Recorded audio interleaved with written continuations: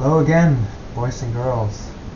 Welcome back to WITE2. As you can see, we are in my OBS Streamlabs desktop, because all I can do is show my entire screen. I cannot find this game. So if anyone streams this and knows how to capture it and catch it on the screen capture, let me know in the comments, please. So we're gonna jump into the game and hope that you can see what I can see now. Okay, so welcome to 22nd of June, turn 1, 1941. That's the Soviet Union. Excuse me, my volume is a bit loud here. Let's go with that instead. I hope the sound is good. Anyways, I had painfully gone through the entire turn 1 setup. So first, regarding air, I'm not very good with the air part, I have to admit that, but I left quite a few air units on map up here in Leningrad, trying to cover my Skov line. Almost 800 fighters and 400 bombers. I shrank Northwestern Air Command down to nothing. These are just banged up air groups that can't get off the map. Moscow has a substantial modern fighter force, and a couple of bombers that I guess are banged up and need to get off the map to the theater reserve next turn. I also spent my action points this turn to upgrade Western Air Command's leader, so that I felt that I could reinforce and move over. Well, I only moved over from other air commands because there were no air units in the reserve to reinforce with this turn. And we get a substantial number of fighters, mostly older, and a couple of bombers as well. And they're based around here, around Smolensk. Now, Western Command, Western Front, is very small because most of it is tied up inside the, let's call it the Minsk pocket. Or is this the Balayalostok pocket? Anyways, Kharkov Air Command is has a couple of air units, and that's because I moved most of southwestern front's air units into there, because their air unit leader, air commander, is very bad. So I guess we will not be using these, but they're staying on the map for now. And also, Southern Air Command's leader is bad, but it's not the worst. So they're keeping 500 fighters and almost 100 bombers based around Odessa, and they were stationed back here along this river line. And for the rest, I kept a couple of the heavy, long-range strategic bombers on the map this time. Let me know in the comments, guys. I don't know what to do about these ancient double-decker DB-3Ds. Should you keep sacrifice them to bomb something, or should you use them as garrisons in the Far East or something? What do you do with your heavy bombers? Do you save them into 1942-43 when you get a little bit more of an air superiority situation, or do you sacrifice them early and try to knock out some rail heads for the Axis in 1941 when the situation is critical? I also actually flew off with a couple of smaller modern MiGs and air units to back here, for example. Let's give an example. 56th air unit here has 30 MiGs, so I'm thinking they should cover any long-range bombers trying to make a factory hit on Voronezh here, for example. Don't know if that is something the human player plans to do, but I think even 30 modern fighters can mess up unescorted long-range large Axis medium bombers. Don't know if that's a good idea or not. That's the air situation. So I have not played a single player a lot, at least not for a long time. I played one campaign into 1942, and I started one that I got around 10 turns into, but it's so time intensive that I don't have time and patience to play it. So I don't know what's going on. I feel the campaign has changed a lot, and I know, because I tried to follow the patches, In late 2024, when I'm recording, there has been the last patch of the game. I think that they're fine-tuning some scenario stuff, etc. Anyways, let's remove the air commands and see if I can check out. Tallinn has a very bad division with very low morale, but that's the best I can find for now. And we have an army. Actually managed to sneak an army out of this pocket here. Yeah. And I landed another core headquarter here that I managed to escape. These are just 2 divisions that are routed, so they're probably gonna die next turn. I railed a couple of units up. Let's see if I can get the pen going here. I railed a couple of... Where's the pen?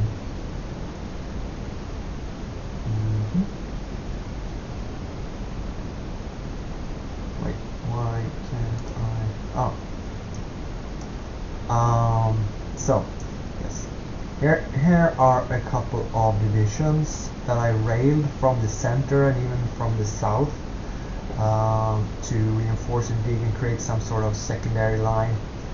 And what I'd like to do is build some sort of line from Leningrad down to Novgorod and of course around this lake here. This is like a last setup fallback position that I want to do. See if I remember if I can. There we go. And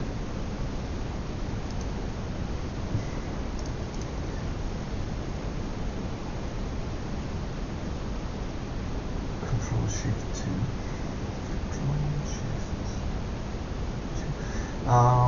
I have a bit of a line, but of course it's very thin.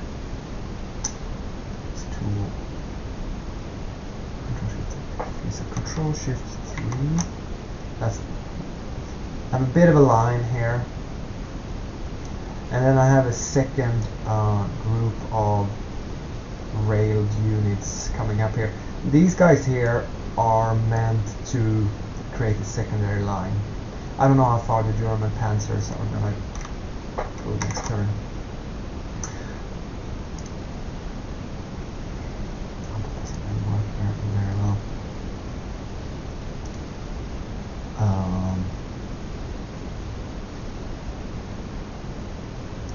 Down from Veliki Luki, we have I think 5 divisions under 22nd Army. That's all that like are in the line from the northwestern front.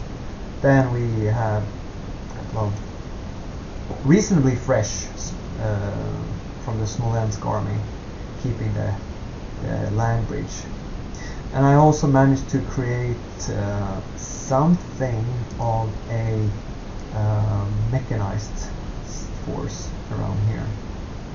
Let's see how that works out. An entire army. Let's see how many tanks it contains.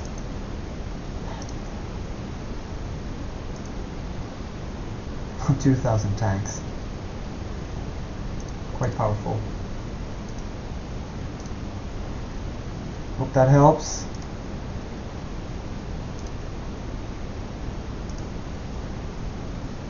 As you can see, I left the southern part of the river line, south of Mogilad, empty more or less, and I just fell back into Gomel and Chernigov with a couple of divisions and trying to fortify in there.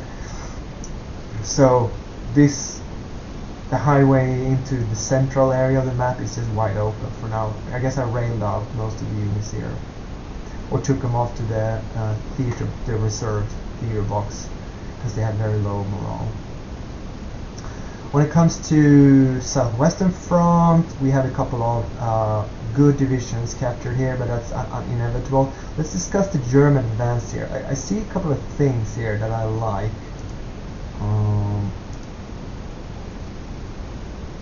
Jesus, I wish this was easier. Anyways, I see armored units down here towards the Hungarian border. I like that. Sure, they can cruise down towards the Romanian border, but they're kind of out of position here, and we have other armored units here. he obviously is avoiding the turnaround southern front activation spot here. Now I think it's as the east-south, so he's definitely gone south of this, right? He has troops south of it, but I guess he avoided going east of it, and thereby he didn't, because the southern front is frozen. So this is new for me. I haven't seen this this text before on the map, so let me know if that's default or if it's like a mod I'm running or something. Anyway, I like it, but I don't know how it works, because to me it's like, he went south of it, so why didn't they activate? And then we have 2 mountain divisions in here and a couple cavalry units, a couple of tanks. So as you can see, I retreated most of my troops from the southern front. I have a couple of forts that I even if I wanted to, I couldn't delete them. And then we have more forts up here. And then my main line is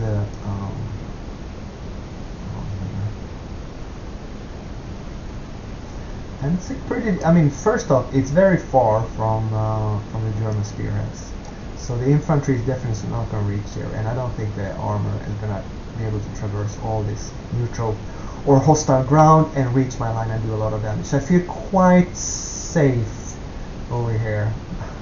I mean, come on, what else can you do? And there's not a lot of infantry in this. It's mostly mechanized, motorized, and tanks. There's a couple of infantry down here in the south. So that's my... I couldn't tell you how many tanks are left. We could check out...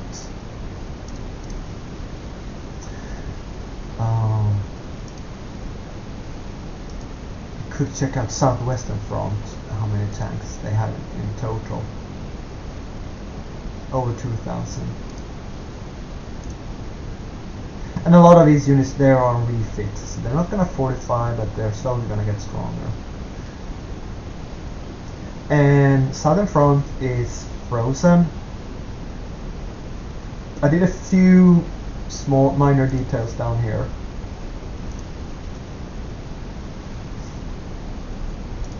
I have a couple of divisions that I reinforced with. I think that's it. That's all I could afford. So in case he tried to do something nasty around here, I have a little bit of a secondary line. Maybe these can reinforce isolated units and I could pull out of the pocket. I also fell back with a couple of divisions here from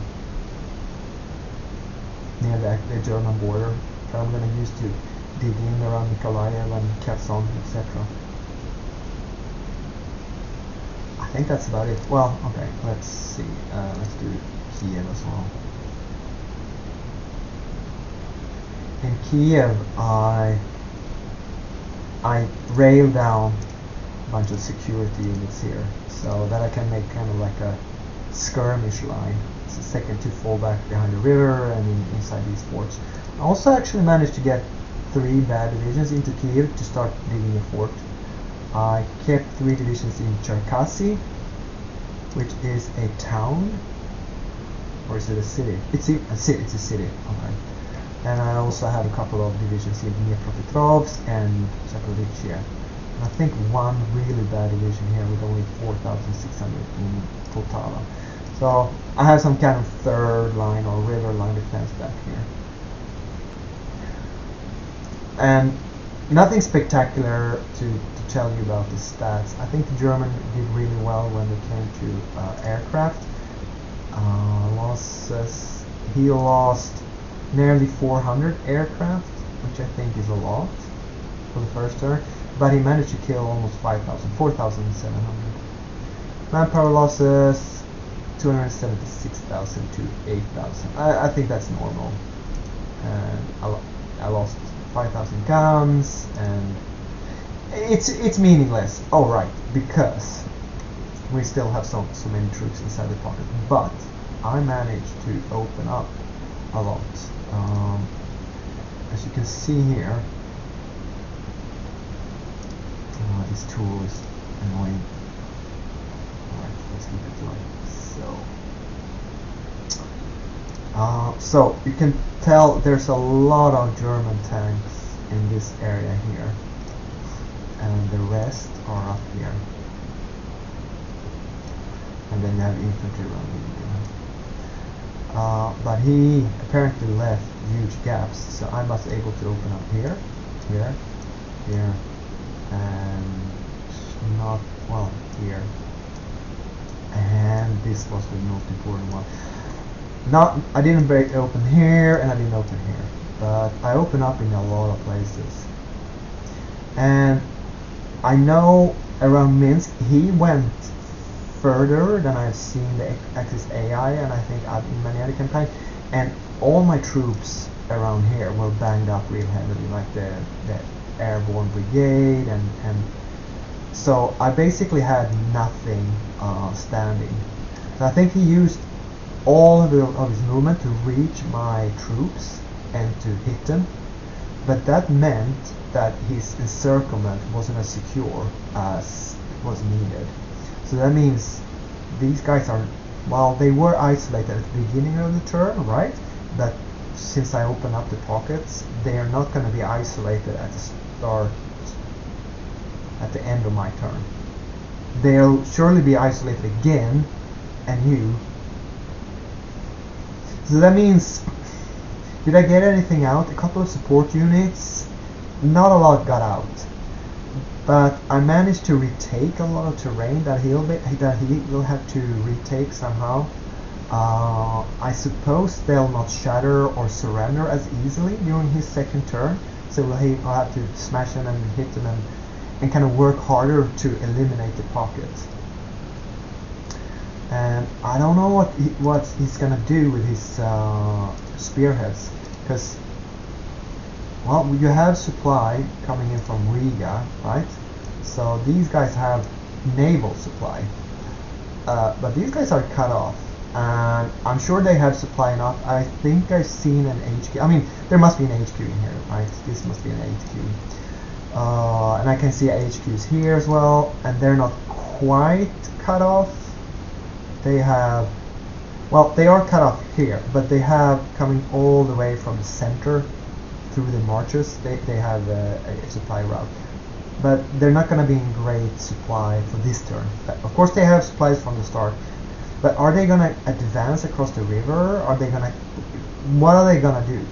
Is he going to go, this pocket is what I'm most interested in. I count 2, 4, 5, 6. Is he going to go for the land bridge, for Veliki Luki, or for Skov? I don't know. Or is he going to reclose the pockets? So I feel that I had more casualties, very few units survived from this area where they're standing. You know, there's there's a couple of forts here, there's a airborne brigade and a couple other units. They're all like smashed, shattered, very low strength. But in return for killing or severely damaging my units, he opened himself up for fairly, or actually very bad turn 2, if you ask me. Let me know in the comments if you think, what you think about this situation. Is it worth it? I mean, usually I feel that you have enough forces from around here to put up a secondary line. But what have I got? 2,500 men, no tanks. 5,000. There's nothing. Everything is the secondary line army from here. There were nothing alive here. Well, but you have a double line, and now you're, well, I can show you the supply route is going to be here, right? It's coming through, and what's inside this pocket isn't very interesting. As you can see, I recaptured some terrain, and I tried to keep a thin skirmish line all around with zone of control, so he has to attack on it to get somewhere, but, you know, he obviously gonna kill it all, but who cares. Anyways, I think that's it. I'm very happy to receive comments, maybe some help. moral support. And wish me luck in the campaign, and I will see you next week, I suppose.